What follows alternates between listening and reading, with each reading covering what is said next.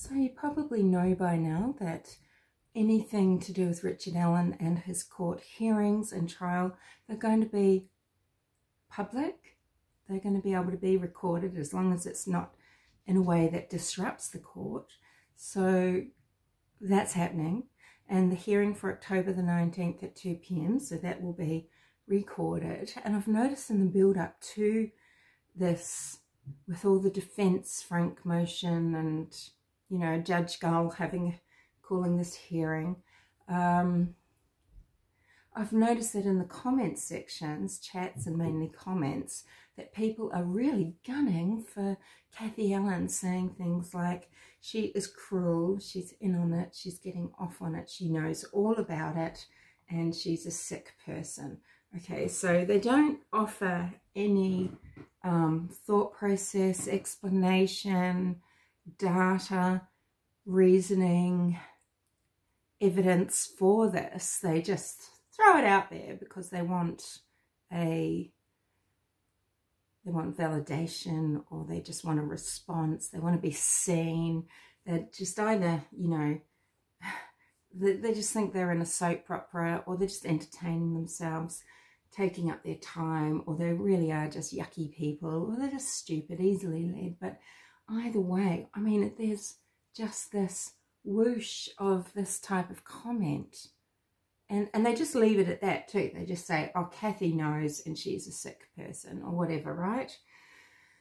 I made a video a year ago about codependency and just thinking, you know, just speculating the what ifs, okay? You know, if she'd seen the bridge guy person and considered that it might be her husband, what might that scenario look like if she's in a codependent relationship? Which, by the way, they don't just sort of stabilize and get better. These codependent relationships just bomb, and they get worse and worse for the people in them as life goes on. And this couple, Kathy and Rick, have been together for decades. So it's probably quite an extreme situation if this is the case. It might not be. The simple fact could be that Rick Allen never told Kathy that he went to the bridge.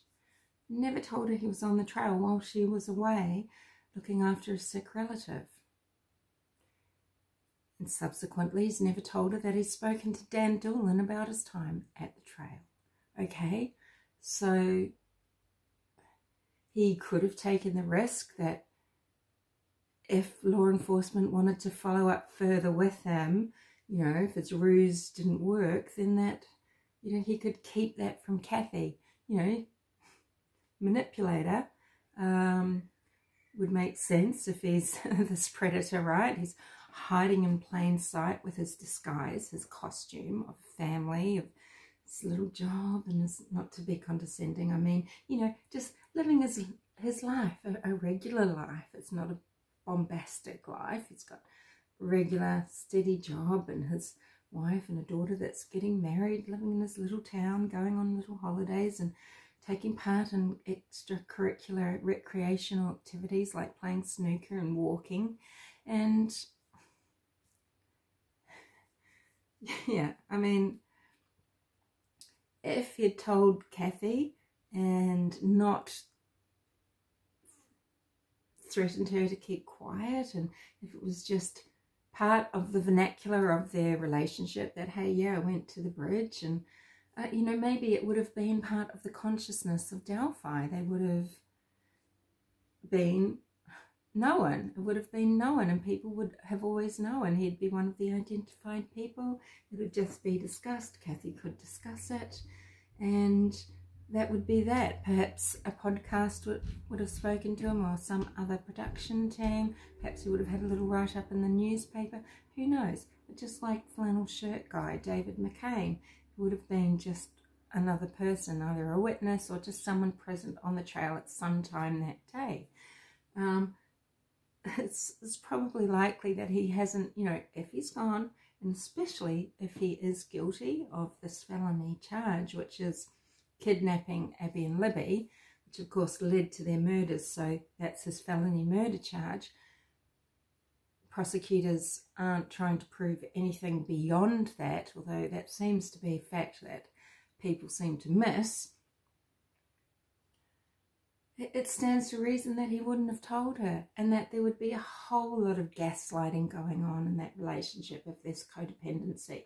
Or, you know, if he is a nasty sexual predator capable of violent crime, of course there's shit going on in the relationship that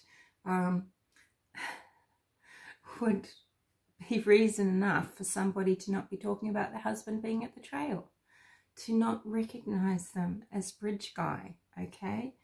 And just the selfishness, thoughtlessness, the self-centeredness of people making these comments. Anyway, that's what I wanted to say. You know, Kathy wasn't home. If Richard had ideas of going to the trail because something might happen if he got lucky, why would he tell Kathy of his plans? He wouldn't. And if he is that type of person, then can you imagine the head games that's gone on in the last 5.5 years? All right, I'll speak to you later.